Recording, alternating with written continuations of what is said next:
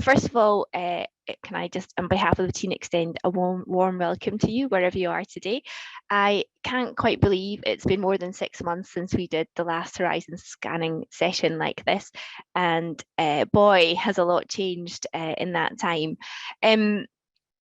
Aside from all of the external factors worldwide which has changed, it's clear that the regulators really didn't take any time off during summer. So we've definitely got lots to cover today. So before we kick off and get into the meat of the presentation today, just the usual housekeeping. The session will be recorded today. We'll be distributing that as usual post the event, so feel free to hand that over to any colleagues who might be interested and couldn't join today. Please do just keep your cameras off. We've seen all sorts in the background in these sessions prior, so we'd be quite happy if you keep that to yourself. Please also keep yourself on mute. If you've got any questions throughout the presentation, please just put them into the chat and we will try and pick up questions at the end if we've got time. And if we don't have time, we're happy to pick up any questions after the presentation, and you'll be able to get our contact details on the slides. So first of all, I'm happy to introduce the speakers today. There's four of us talking. Myself, Caroline Stevenson, partner in the team. I'm be joined by Jamie Gray, who I'm not sure has spoken to you before in one of our sessions before, but he is another partner in the FS Reg team.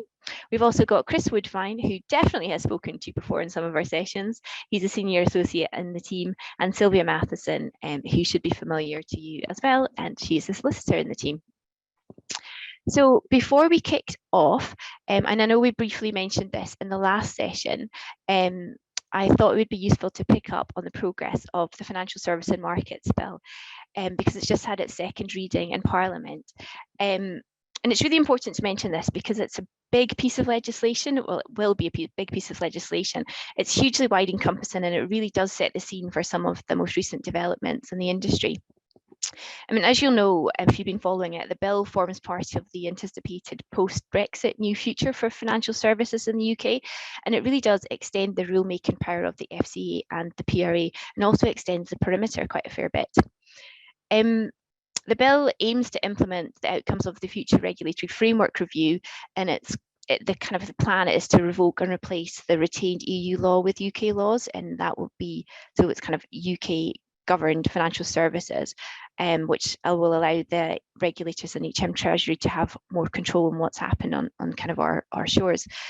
It also seeks to secure the UK as an open and global financial hub by a number of measures, for example, by implementing a number of mutual recognition agreements with global partners, and also enabling the UK to recognise equivalent, simple, transparent, standardised securitations from entities out with the UK. I would say there's lots of proposals in the bill which will change financial markets infrastructure, things like reimagining MiFID, and there's also some other big hitters within the bill that we were expecting. But there's also within there a package of smaller items which can have significant implications, such as things like there's a new power to take action against formerly regulated persons who may be deauthorised now. And there's also some changes to the change in control regime around the extended ability to add conditions beyond what the regulators are permitted to do now. And so, as I said, the bill's massive. If you print it out, it's about 1.5 inches thick. It's and there's so much in there, so we're not going to cover all of that today, but we have picked out a few nuggets that we will cover as we go through the quarters and the sector changes that we're about to embark on. So as before, like our January presentation, our presentation today will show the plans we know about, which are going to help shape the sector for the next year. And we're going to be looking at each quarter as we did in January, just taking you through some of the key developments in that area. And we won't be covering everything in the quarter because we've only got a finite amount of time, but the items will be listed in there. I would also hasten to add that not everything's covered in there, so please don't rely solely on our slides for your horizon scan, and please make sure you do your other checks for your own firm to make sure that everything's covered off. Lastly, before we jump in to take you through the quarters, I wanted to say that there was a bit of a debate internally about how we named the quarters within this, but I opted for the standard quarters of a year that you would expect, rather than opting to kind of follow what the FCA do in terms of their calendar of changes. So let me just change the slide. So I missed that slide, never mind. On to Q3, which is the current quarter that we're in.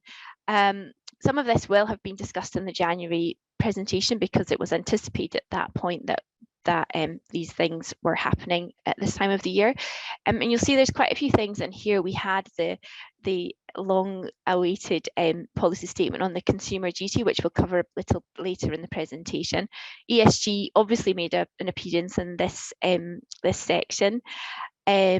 And there's a few other things that you can see on there. One of the ones I wanted to pick out was D&I. We had hoped to have a new consultation paper on diversity in financial services within this quarter, but that's been delayed. However, diversity and inclusion is a priority for the FCA at the moment, and earlier in the year there was a new requirements for listed companies for reporting and diversity inclusion on boards was published. We've got a paper on this, so if you're interested in seeing what was published earlier in the year, then we'd be happy to distribute that, so please get in touch. But it's really interesting that there's some new requirements for listed companies to report on the proportion of their board, for example, that are made up of women. So it's a really interesting paper. If you're interested to hear more, please do get in touch. I'm going to hand over to Chris now, and he's going to talk about two of the other topics that you can see listed on the timeline for the current quarter, quarter 3. Okay, thanks, Caroline. So the first thing I'm going to talk about is the financial promotion regime and the policy statement around high risk investments, including crypto assets and approving financial promotions.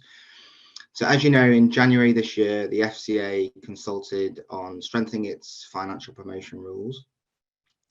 For those engaged with the consultation, the policy statement and final rules, so PS 2210, published last month with some minor tweaks, largely reflects the FCA proposals as set out in the consultation. So before we set out those requirements, it's worth quickly reminding ourselves of the background to the policy statement. As we all know, there's been various issues with the rules that have been noted recently, with reforms proposed by the Gloucester report or otherwise introduced by the FCA related to the fallout from the London and Capital Finance scandal. FCA research shows high-risk investments, including crypto, have a place in a well-functioning consumer investment market for those that understand the risks involved and can absorb the potential losses. However, the FCA's consumer research through agencies such as Britain Thinks, Opinium and Ipsos Mori also shows that too many consumers are investing in high-risk products which are not aligned with their risk tolerance and are unlikely to meet their needs. Therefore, the FCA are amending and strengthening the financial promotion rules. So just very quickly, what is a financial promotion? Financial promotions are defined as invitations or inducements to engage in investment activity and cover a broad range of marketing communications relating to financial products. The Financial Services and Markets Act 2000 FSMA sets out a prohibition on communicating an invitation or inducement to engage in investment activity, either in the UK or in a way that could have an effect in the UK. This is known as the financial promotion restriction. Firms authorised in the UK are exempt from this restriction. However, they still must comply with the rules governing financial promotions when making any promotion or when approving a financial promotion of an unauthorised firm. So when do the new rules set out in the policy statement apply and what do they cover? So the rules relating to risk warnings for the financial promotions of high risk investments will have effect from the 1st of December this year. And all other rules set out in the policy statement will have effect from February 2023. The FCA will also publish its final rules for crypto asset promotions once the relevant legislation to bring qualifying crypto assets within the financial promotion regime has been made. The new rules cover 3 areas, that is the classification of high risk investments, the consumer journey around financial promotion, and approvers of financial promotions, and I'll look at each in turn now. So if we take the classification of high risk investments, In the consultation paper, the FCA proposed to rationalise the way it categorises high-risk investments to ensure products with broadly similar characteristics are treated in the same way under its financial promotion rules. There are 3 financial promotion marketing restrictions product categories. That's a bit of a mouthful there. And they're set out with the least restrictive having no marketing restrictions, and that's the readily realizable securities, or RRS. So these are listed or exchange traded securities, for example, shares or bonds traded on a stock exchange. And as I said, they have no marketing restrictions. You then have a slightly more restrictive category, which is called the restricted mass market investment, so RMMI.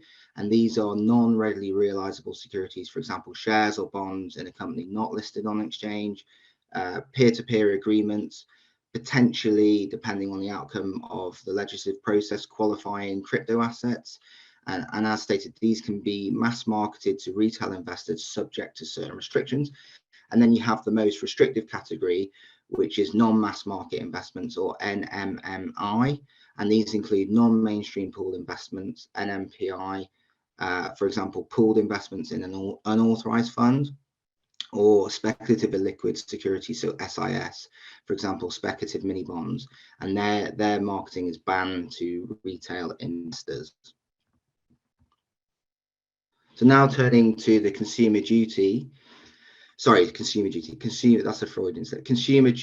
into high risk investments. There's a new standard high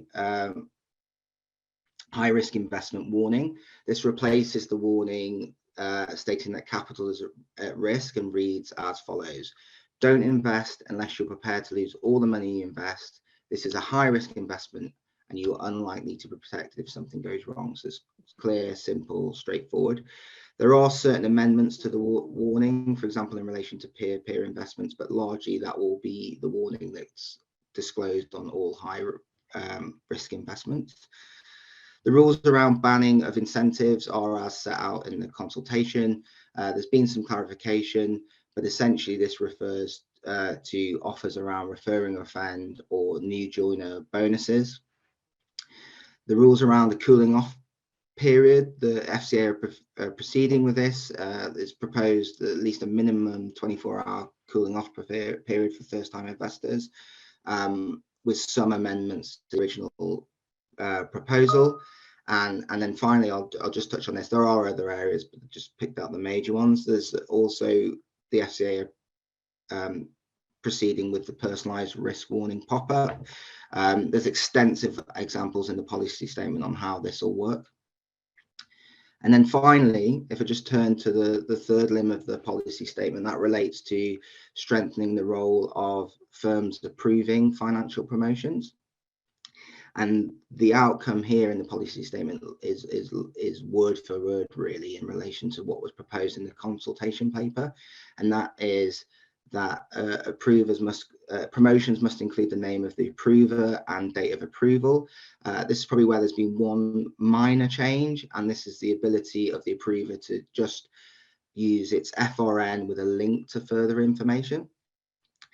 There's also requirements around competence and expertise. So the FCA expects firms to have persons with the relevant competence and expertise in-house before approving a financial promotion. There's rules around ongoing monitoring. So this is the requirement that approvers play a more active role in ensuring approved promotions remain compliant for the lifetime of the promotion. And they're intended to move approvers away from a once and done approach. There's conflict of interest obligations, and they're self-explanatory. And then there's requirements around obtaining attestation. So firms that have approved promotions for unauthorized persons are also required to collect quarterly attestations of no material change from the unauthorized persons for whom they have approved the promotion. So that takes me to the end of the policy statement. It's a very quick summary. There's quite a bit of detail around the changes within the policy statement, so I encourage everyone to read it. But before I hand back to Caroline, I also wanted to cover the recent consultation published by the FCA regarding broadening retail access to the long-term asset fund, or LTAF. So for those not familiar with the background of the LTAF, in October last year, the FCA published a policy statement containing final rules in relation to a new authorised fund regime for investing in long-term assets, the LTAF. The regime was a result of long-term calls for a UK fund vehicle better suited to defined contribution pension schemes to enable them to invest in long-term illiquid assets like private equity, venture capital, real estate, infrastructure, and similar alternative asset classes. Some key characteristics of the regime are that LTAFs are open-ended, but with enhanced permitted liquidity management tools. They must include long-term asset fund, or LTAF, in the fund name. They're also subject to specific rules contained in Chapter 15 of the FCA's Collective Investment Sourcebook, COL, with an emphasis on strong governance and disclosure, including requirements for monthly or longer dealing frequency, minimum of 90 days redemption notice period. So now you've been reminded of the background, what are the FCA looking to do now? Well, they're looking to open up marketing of LTAFs to a wider group of retail investors and pension schemes with certain restrictions, and published Consultation CP 2214 in August this year. Currently, LTAFs can only be marketed to professional investors, such as defined contribution pension schemes, and retail investors who are sophisticated investors or certified high net worth investors. LTAFs come under the definition of non-mainstream pooled investments, NMPIs, and as a result are subject to NMPI promotion rules and the restriction on promotion under COBS 423. The consultation is therefore exploring if, based on the FCA's proposals on the classification of high-risk investments, which we just covered in my update on the financial promotion regime, units in an LTAF should be categorised as a restricted mass market investment, which is obviously more flexible and allows a broader investment base. So the rationale for this is that the LTAF is subject to more stringent governance and diversification requirements than the typical NMPI, such as an unregulated fund. Therefore, in relation to retail investors who receive advice, they will be able to access the LTAF subject to new risk warning and risk summary being provided. And of course, the suitability test must be met. Those retail investors not obtaining advice will be able to invest up to 10% of their investable assets into an LTAF or other RMMI. Just catch your breath there. All firms that manufacture, manage or distribute the LTAF to retail investors and retailing clients must also comply with the consumer duty. Jamie's going to provide an update later in the webinar on consumer duty, so I don't want to go into detail here.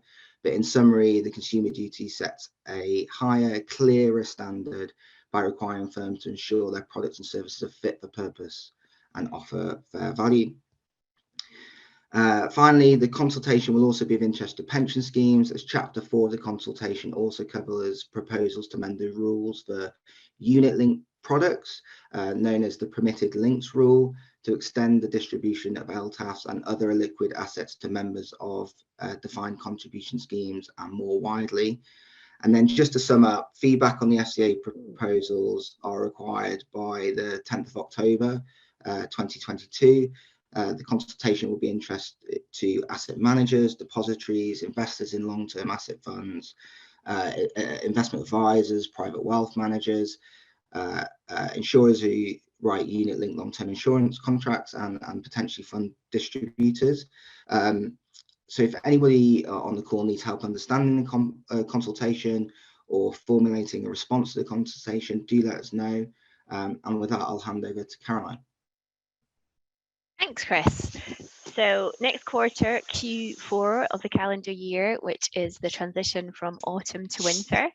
If you take a look at the schedule here, you can see that it's already jam-packed, and I'm sure many of the projects that are due to land at this time are familiar to you, and you've probably already working through them, no more so than the Consumer Duty Implementation Plan deadline, which you can see on screen. However, we're going to skip past that at the moment, and we're going to focus on three other areas, which are three key acronyms that you should be aware of in the FS sector. So we're going to talk about SDR, CTPs, and ARs. So firstly, I'm passing over to Jamie to talk about SDR. Thanks very much, Caroline, and great to be here for my first horizon scanning session. And I've got a couple of really interesting topics to cover. The first of these is, as we have on the slide, sustainability disclosure requirements, SDRs, and investment labeling. And I know this will be familiar to a lot of you. So it goes without saying that ESG is a huge topic.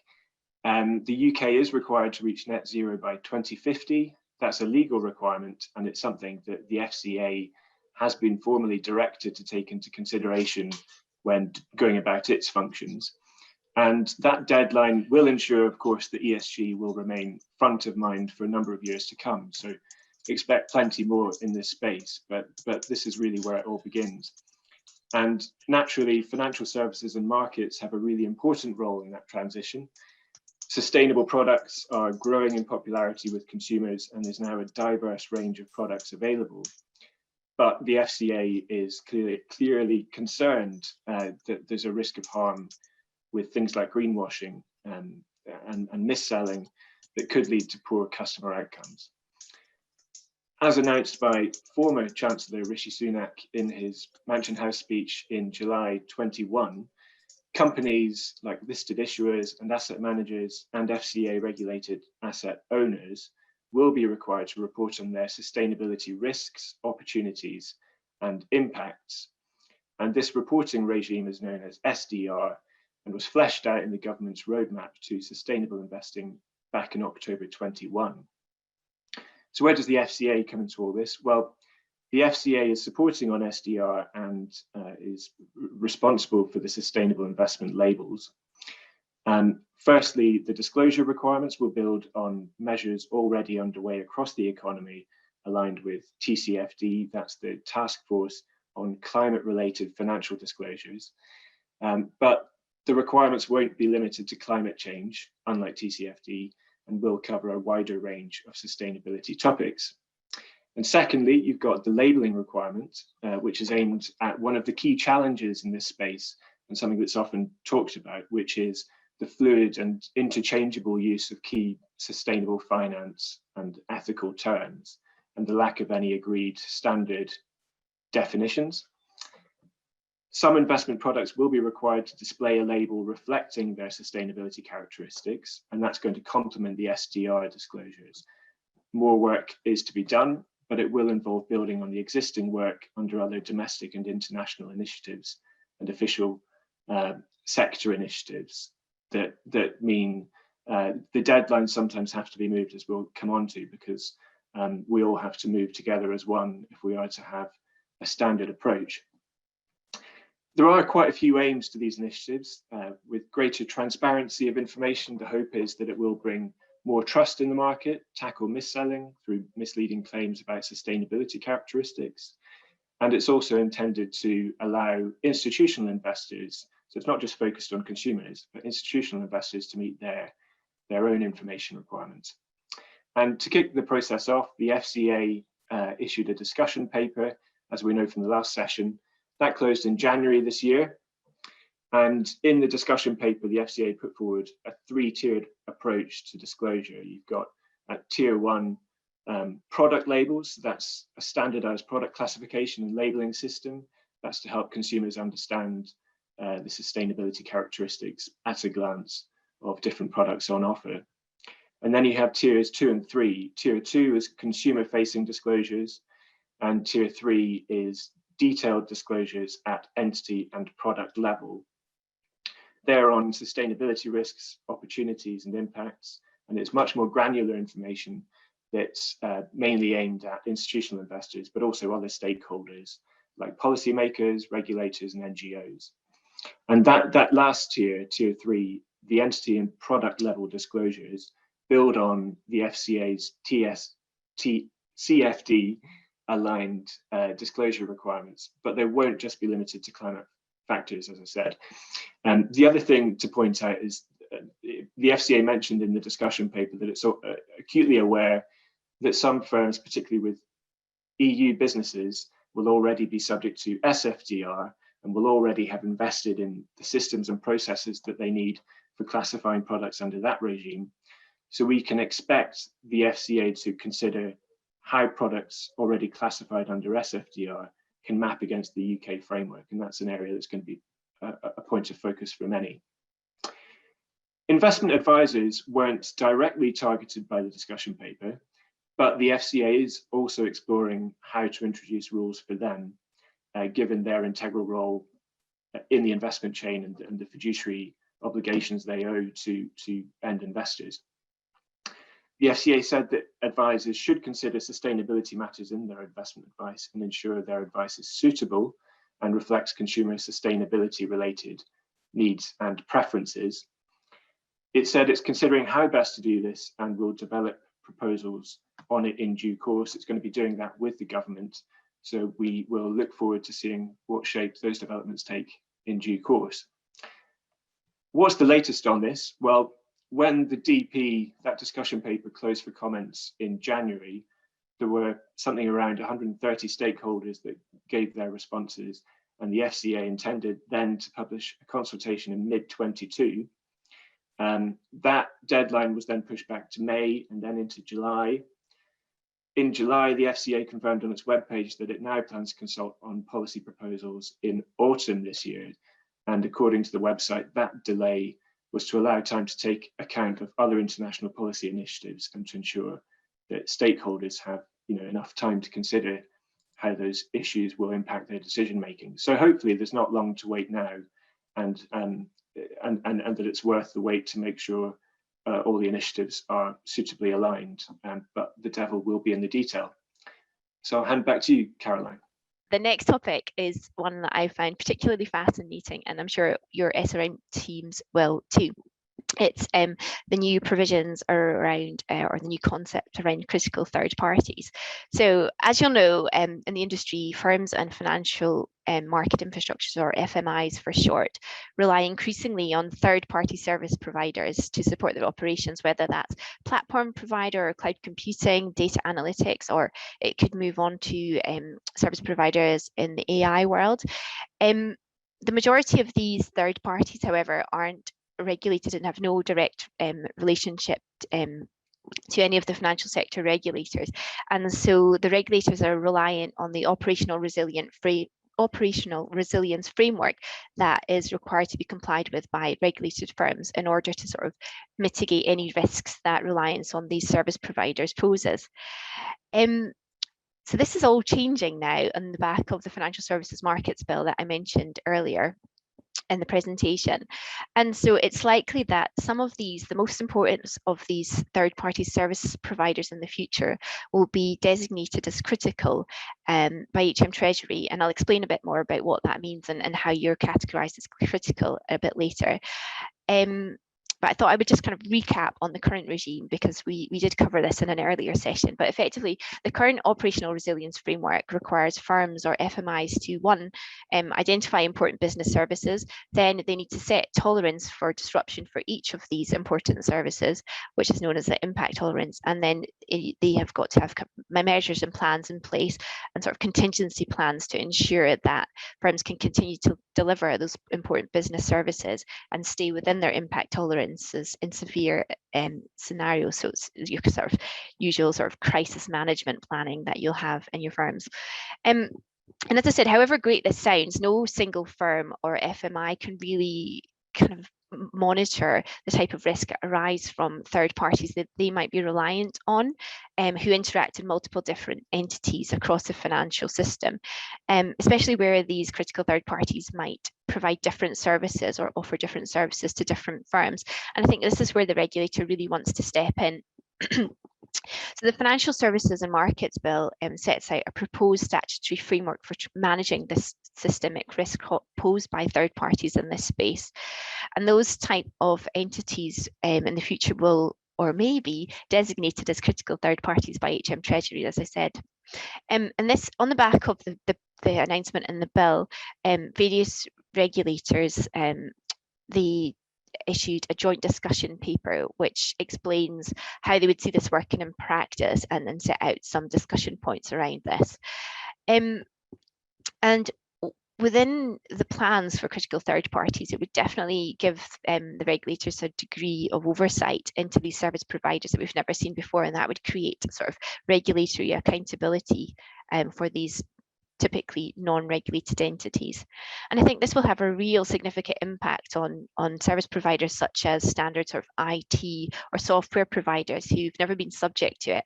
So if you work in any of these types of entities, then I would suggest that the critical third parties regime is flagged to your boards already, so that this can be on the radar and that changes can be monitored, because I suspect that there will be significant future changes required to these types of entities going forward. So if we go into the detail of what's been proposed to date, there's probably 4 steps it's worth mentioning that set out in the discussion paper. I think step 1 in relation to this will be the designation step. And this is where parties will be designated as critical. And that will depend on a number of factors, such as the materiality of the services they provide to firms and FMIs, any sort of concentration risk of multiple firms or FMIs using the services of one single party, and the potential impact of any third party disruption on the objectives of the supervising authorities. Step 2 then will be it will sort of build upon the existing operational resilience framework, and it will give the supervising authorities the ability to set sort of minimum resilience standards that critical third parties are required to comply with. And this would really focus on, well, it's likely to focus on the critical third parties' ability to prevent and adapt to or recover from operational disruption. And again, it's just building on from the concepts that will be familiar to you from an FCA and PRA perspective.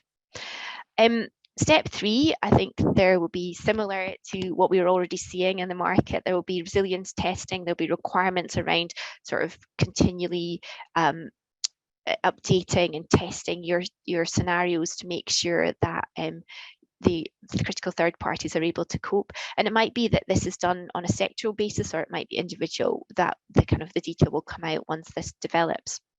And I think step 4, we're likely to see a whole new raft of statutory powers, which will give supervising authorities such as the FCA and the PRA certain powers of direction.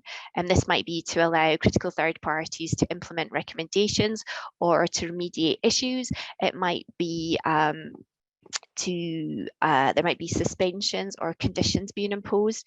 We could see critical third parties being required to contract with skilled persons to produce compliance reports. And we could also see what we see already with regulated entities, the sort of public censure route and disqualification to provide these types of services. So it's wholesale change that we've never seen for these sort of unregulated parties before, which I find really fascinating.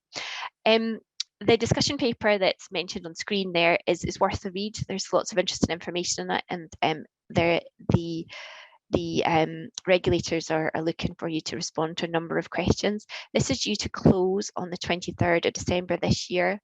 And then subject to the outcomes of the parliamentary debates on the Financial Services Markets Bill, and having considered the discussion paper, we're likely to see a consultation on the way forward of this at some point next year.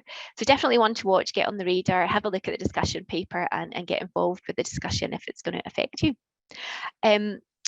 So I am now going to pass on to Sylvia, who is going to discuss another familiar acronym, which is ARs. Thanks, Caroline, and good morning, everyone. So yeah, I'm going to pick up the discussion on appointed representatives. I'll probably switch between that and ARs. So it's not a new topic for many of you joining us today, I'm sure, and it's also been a key area of concern for the FCA for some time.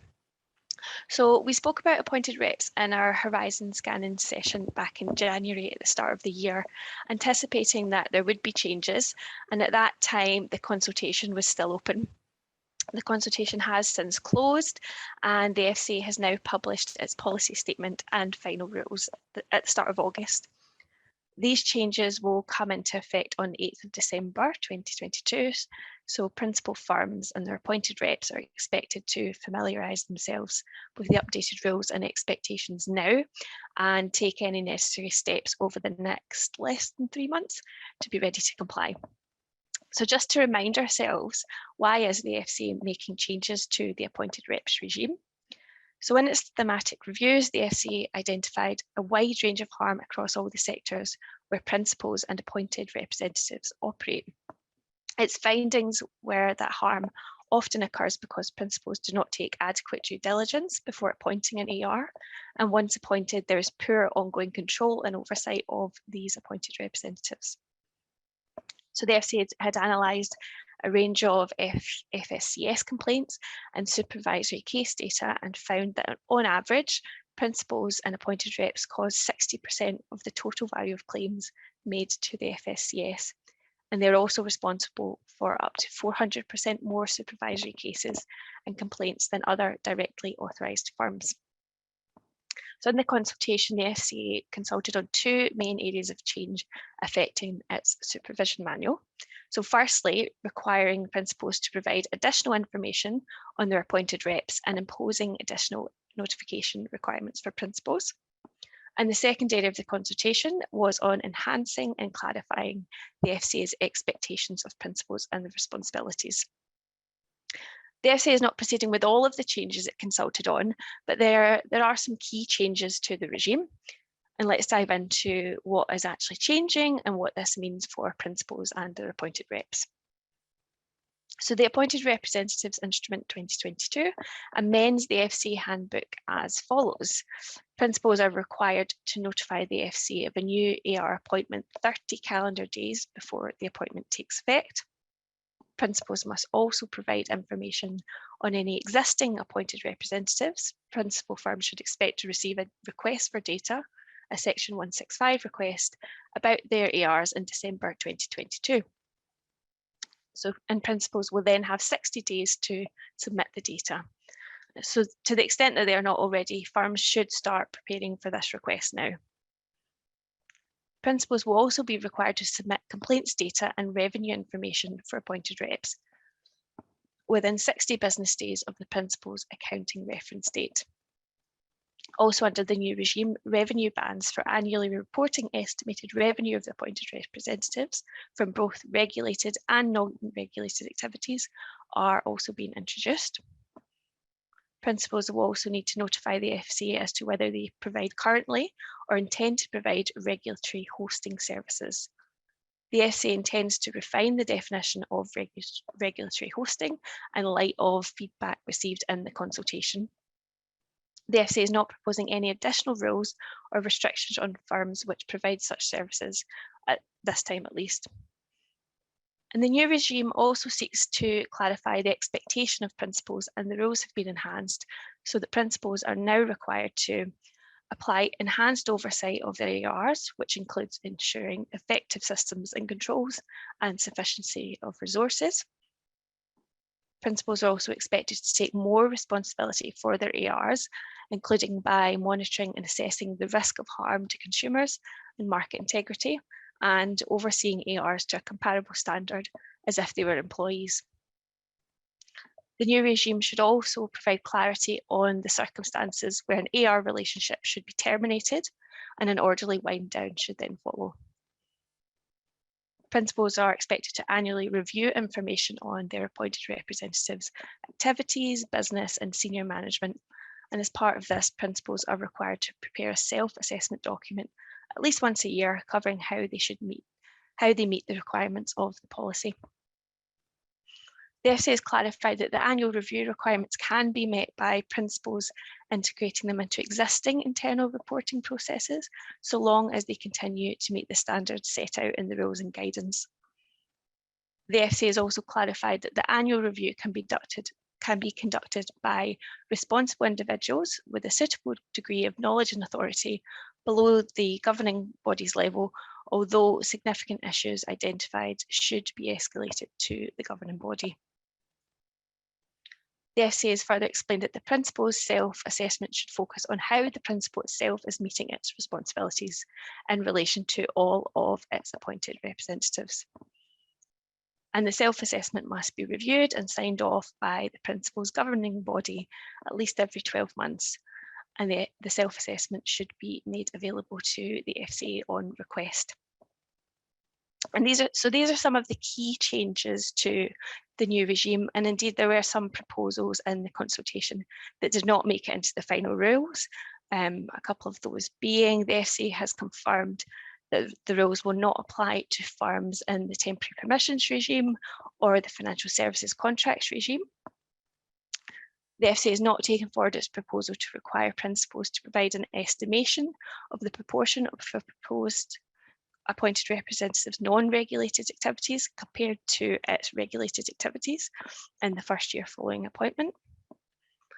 And there won't be information on the nature of regulated activities conducted by an AR and for which the principal takes responsibility added to the FS register.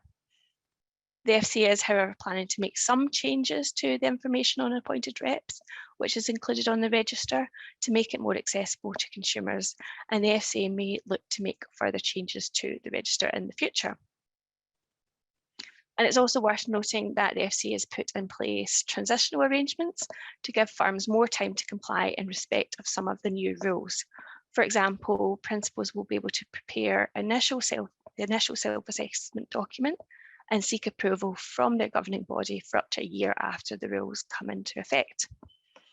So those are the main key changes to the AR regime thus far. And it's worth mentioning that the FCA is liaising with the Treasury to explore whether legislative changes are needed. Any narrowing of the AR regime would mean amending primary legislation, which the FCA does not have the power to do on its own. And the FCA confirmed that it will be considering these next steps after publishing the policy statement so imminently.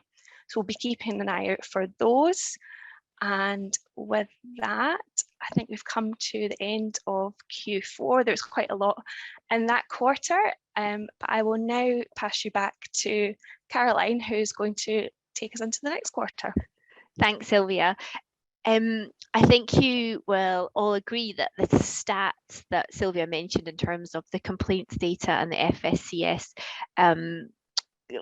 cases is quite staggering. So I think it's clear that this wholesale change to the appointed rep regime is well overdue. And we're seeing it's got a huge impact on the market. We're seeing a lot of principals pulling out, and we're also seeing the price of appointed representative arrangements go up. So definitely really interesting. So as Sylvia says, that brings us on to the start of next year. Quarter 1 2023, and as you can see, if you look at our grid on screen, it's a bit more sparse, but that will be populated over time. One of the areas here is it's quite interesting to see that the FCA intends to publish the revised OPPAS source book. So in light of that, we thought it would be useful if Sylvia would just jump back on to give you a quick roundup of financial crime and what we're due to see in terms of changes next year. Thanks, Caroline. So I had a very short break there. Back to me, yes, to give you a very quick financial crime roundup.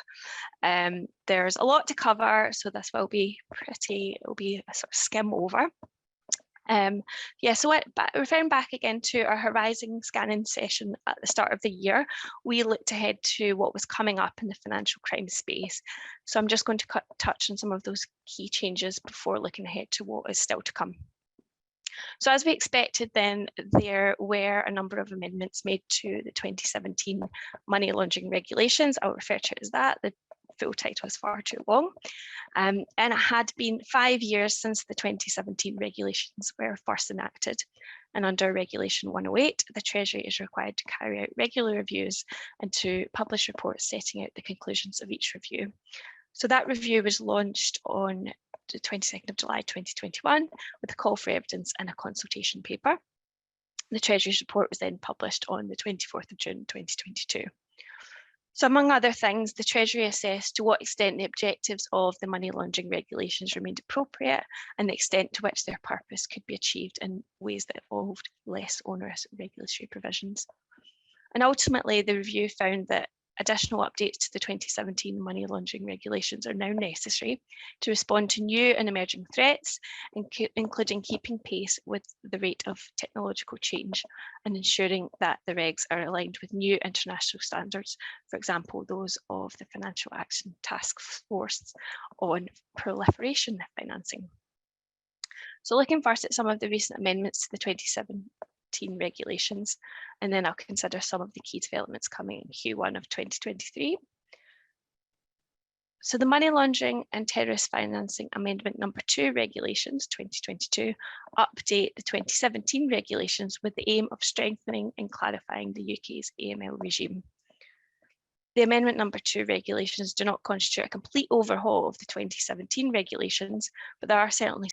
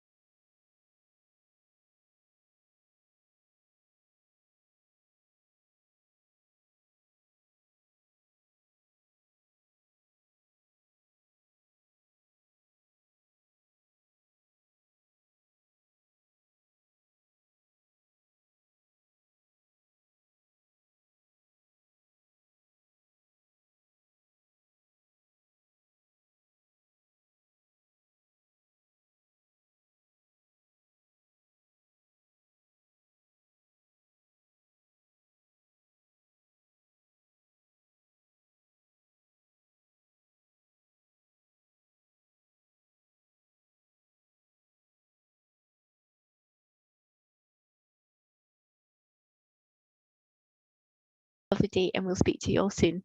Thank you.